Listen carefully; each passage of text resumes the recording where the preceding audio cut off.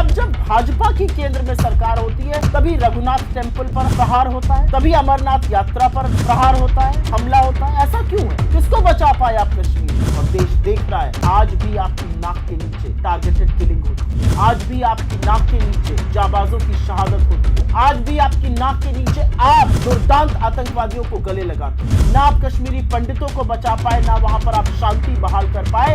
और क्योंकि आप चुप रहेंगे तो सच नहीं बदल जाएगा कि कश्मीर में आज भी हमारे जाबाज शहीद हो रहे हैं। आपने कहा 370 के बाद शांति होगी। अगर 370 के बाद शांति हुई तो 157 सुरक्षा कर्मियों की और आर्मी के जाबाजों की उस शहादत के बारे में आप क्या कहिएगा? अमित शाह जी, आप हमेशा की तरह बड़े झूठ के पुलिंदे सदन में बोलकर चले गए, लेकिन क्योंकि आपने इस बार फिर से कश्मीरी पंडितों के दर्द और उनकी वेदना पर अपनी घिनौनी राजनीतिक रोटियां सेकी, तो आपकी कलई खोलनी और आपके झूठ की कलई खोलनी जरूरी है।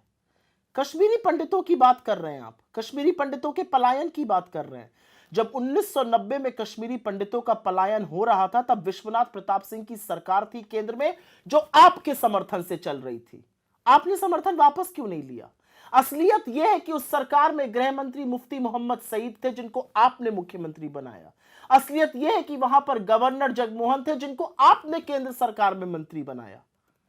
असलियत तो यह है कि आपने समर्थन वापस 7 अगस्त 1990 में लिया, कश्मीर के मुद्दे पर नहीं, कश्मीरी पंडितों के मुद्दे पर नहीं, मंडल कमीशन की रिपोर्ट को स्वीकार किया था विश्वनाथ प्रताप सिंह की सरकार ने, इसलिए आपने समर्थन वापस लिया। तो आप पिछड़ा विरोधी तभी से थे। आप कश्मीरी पंडितों की बात करते हैं। आज कश्मीरी पंडितों की जिस तरह से टारगेटेड किलिंग हो रही है, शायद पहले कभी हुई हो। राहुल भट्ट से लेकर मिस बाला तक की टारगेटेड किलिंग हुई।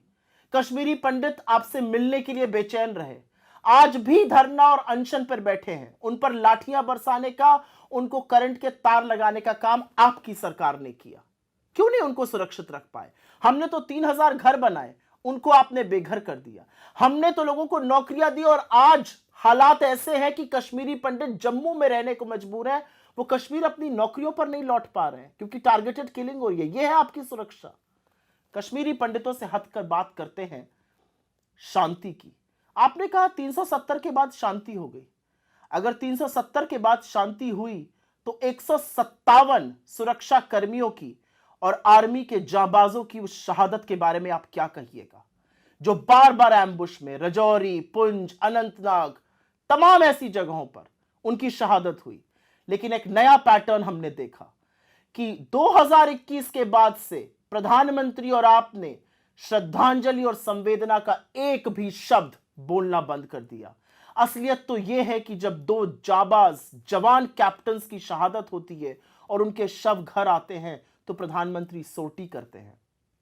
असलियत तो यह है कि जब एक मेजर, एक कर्नल, एक डीएसपी की शहादत होती है आतंकवादियों के हाथ, तब प्रधानमंत्री कोई जश्न मना रहे होते हैं भाजपा के हेडक्वार्टर में। आप बात करिएगा आतंकवाद की, चलिए आतंकवाद पर बात कर लेते हैं। समझाइएगा किसी को कि सैफुल्लाह फारूक जो 10 साल तक जेल में था, पाकिस्तान परीक्षण लेके आया, मसूद अजहर का बड़ा शिष्य, उसको आपने निकाय चुनाव का टिकट क्यों दिया? आपने तारिक अमीर को विधायकी का टिकट क्यों दिया? उनका ट्रैक रिकॉर्ड कोई जानता नहीं है क्या? आपने तालिब हुसैन के साथ मंच कैसे साझा किया?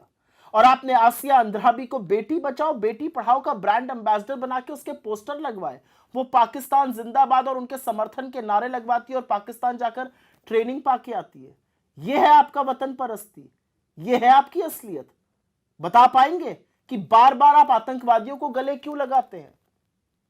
और एक बात और, ऐसा क्यों होता है कि जब जब भाजपा की केंद्र में सरकार होती है तभी रघुनाथ टेम्पल पर प्रहार होता है, तभी अमरनाथ यात्रा पर प्रहार होता है, हमला होता है? ऐसा क्यों है?